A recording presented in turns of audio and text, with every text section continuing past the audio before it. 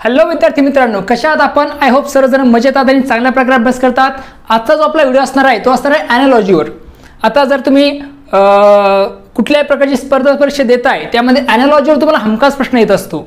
मग एकतर काय दिले असतील, वर्ड दिले असतील किंवा लेटर असेल किंवा मग नंबर्स असतील किंवा मग फिगर दिलेले असतील. तर या चारही पॉईंटवर आपण सेपरेट व्हिडिओ बनवणार आहोत. आजचा जो व्हिडिओ असणार आहे तो असणार आहे स्पेसिफिकली लेटर्सवर, म्हणजे यामध्ये जे काही लेटर्स दिलेले अल्फाबेट, या अल्फाबेट संदर्भाचेच प्रश्न आपण आज घेणार आहोत. एक 5 ते 6 एक्झाम्पल्स आपण घेऊयात वेगवेगळ्या पद्धतीचे, वेगवेगळ्या प्रकारचं लॉजिक त्यामध्ये वापरलेलं असणार आहेत. ओके, चला काही अडचण नाही आहे, सुरुवात करूया मग समजून घ्यायला ॲनालॉजी, त्यातील लेटर पार्ट याचे काही उदाहरणं आपण आता समजून घेऊयात.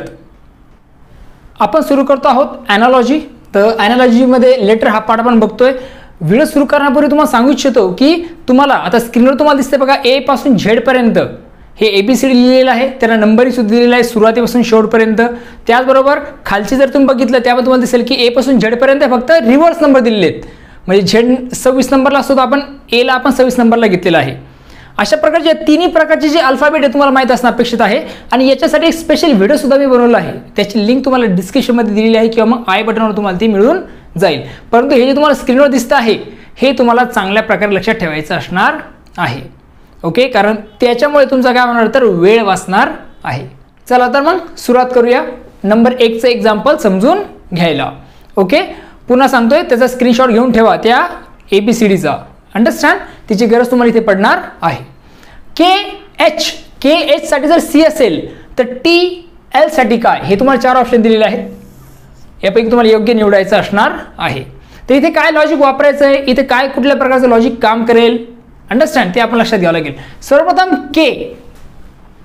के हा जो अल्फाबेट आहे तो किती नंबरला आहे, तो आहे 11 नंबरला.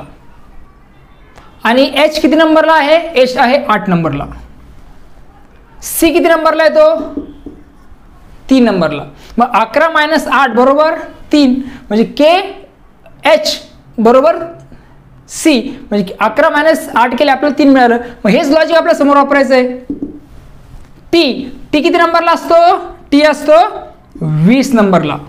T20 शॉर्टकट आहे लक्षात ठेवायला, आहे की नाही. मायनस L किती नंबरला असतो, 12 नंबरला असतो. L 12 नंबरला असतो L, म्हणजे आन्सर आलं 8.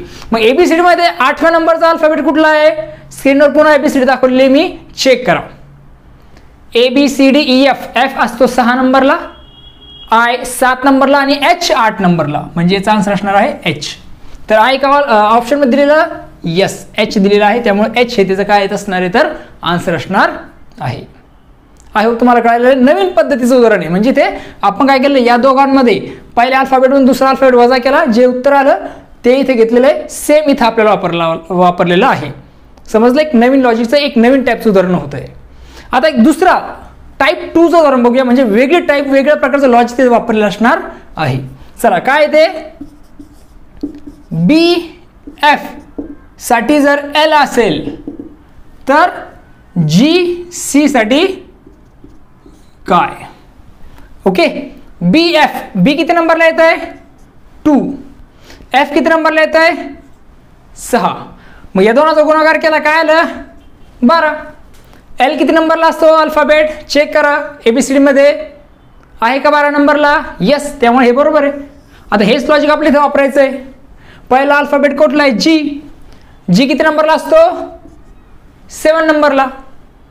G7 लक्षात ठेवायची टेक्निक तुम्हाला पुन्हा सांगतो बघा, तो व्हिडिओ जो दिलेला आहे मी, की त्यामध्ये अल्फाबेटचं पोझिशन तुम्हाला लक्षात ठेवायचं आहे, तो खूप महत्त्वाचा आहे, तो तुम्ही निश्चित लक्षात ठेवा. आता G7 मला लक्षात आलं 7, G7 म्हणजे G किती नंबरला असतो 7 नंबरला असतो, गुणिले C किती नंबरला आहे तर 3, 7 21.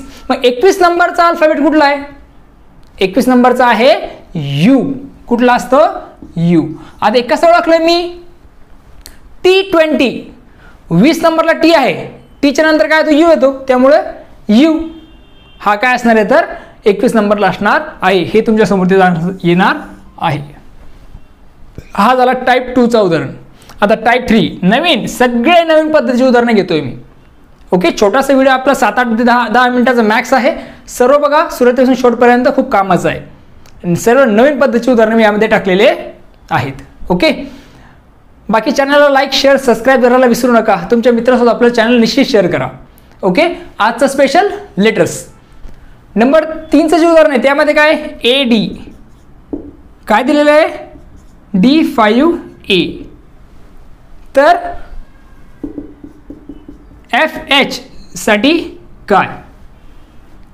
ओके, तर AD इथे काय केलं DA उलट केले, म्हणजे D ला अगोदर लिहिलं आणि नंतर A ला लिहिलं, उलट केलं. आणि यामध्ये A नंबर 1 ला असतो, D नंबर 4 ला असतो. त्या दोन्हीची ॲडिशन केली, टोटल ॲडिशन लिहिली मध्ये आणि D लिहून घेतला आणि A पण लिहून घेतला. मग हेच लॉजिक आपलं इथं वापरायचं आहे. ओके, हेच लॉजिक आपलं काय करायचं आहे तर इथे वापरायचं असणार आहे. H अगोदर घ्या, F नंतर घ्या. आता तुम्हाला जे पोझिशन माहीत असणं गरजेची आहे, कारण त्याची तुम्हाला काय करायची ॲडिशन करायची. F किती नंबरला असतो 6.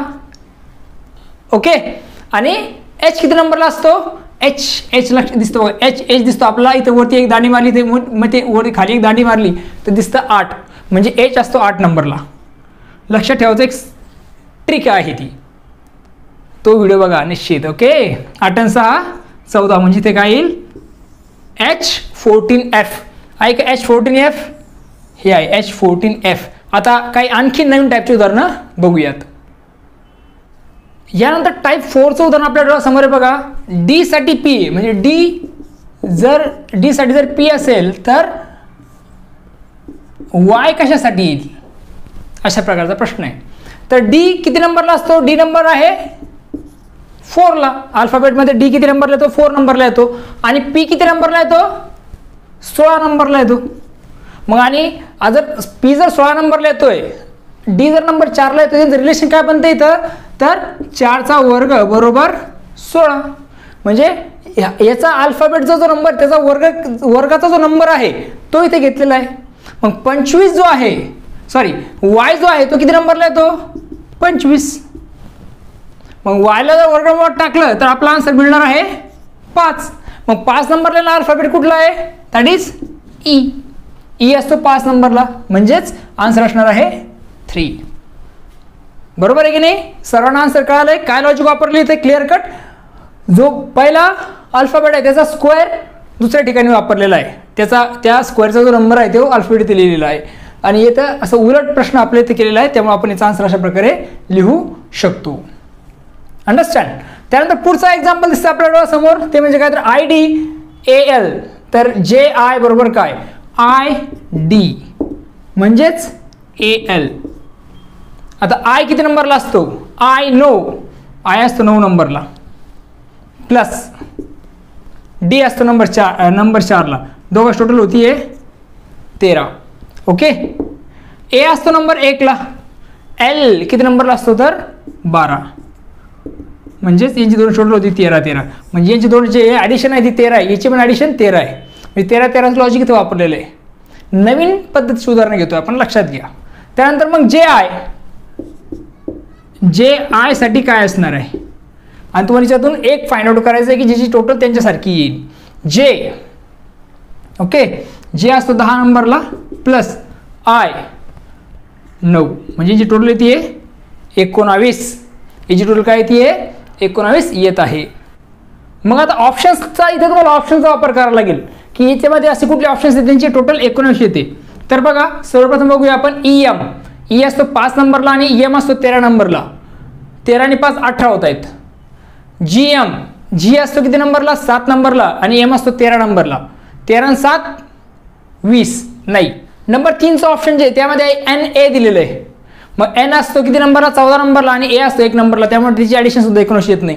आता शेवटचा उरतो हा E किती नंबरला असतो 5 नंबरला असतो, प्लस N किती नंबरला असतो 14 नंबरला, म्हणजे जी टोटल येते 19. त्यामुळे आन्सर असणार आहे हे. समजते लॉजिक इथे काय वापरलेलं आहे, या दोघांची ॲडिशन आणि या दोनची ॲडिशन सेम आहे, तर मग याची ॲडिशन जी तीच त्याच्या ॲडिशनचं इथं आलं पाहिजेत, आहे की नाही. त्यामुळे त्याचा आन्सर असणार आहे EL. ओके, आता लास्टचं उदाहरण बघूया. काय दिलं बघा, शेवटचं 6 टाईपचं उदाहरण आपण बघूयात. आतापर्यंत 5 टाईप आपण बघितले, तर 6वा टाईप शेवटचा टाईप आहे तो बघूया. ओके, काय दिलं बघा, FB साठी वापरलेले 24. तर तुम्हाला विचारलेलं आहे KD साठी काय असणार आहे. तर KD साठी काय असणार तर बघा, F किती नंबरला असतो 6 नंबरला. बी असतो 2 नंबरला. या दोघांचा गुणाकार केला, आलं उत्तर 12. 12 गुणिले 2, 12 दुने 24. आहे लॉजिक कळालं थोडक्यामध्ये. सेम लॉजिक इथे वापरा. के असतो 11 नंबरला, अंडरस्टँड. आणि डी असतो 4 नंबरला. 11 चोक 44. 44 गुणिले 2 88. हे इथे आन्सर असणार आहे. आय होप तुम्हाला आजचे जे आपण 6 टाईप्स बघितलेले आहेत ॲनालॉजीमधील लेटर्सचे ते तुम्हाला चांगले समजलेले आहेत. पुन्हा सांगतोय की ॲनालॉजीचे बाकी 3 पार्ट आहेत ते पण आपण घेणार आहोत. याच्यावर आपण लेटर्सवर आणखी सुद्धा व्हिडिओ बनवणार आहोत. अशाच प्रकारच्या व्हिडिओसाठी काय करा तर चॅनलला लाईक, शेअर आणि सबस्क्राईब करायला विसरू नका. नोटिफिकेशन तुम्हाला मिळत राहतील जेव्हा तुम्ही याला काय करणार, सबस्क्राईब करणार आणि बेल आयकॉनवर क्लिक करणार. चला तर आता पुन्हा भेटूया नवीन व्हिडिओमध्ये. बघत रहा सुबोध फाउंडेशन हे आपलं यूट्यूब चॅनल. तोपर्यंत थँक्यू अँड टेक केअर.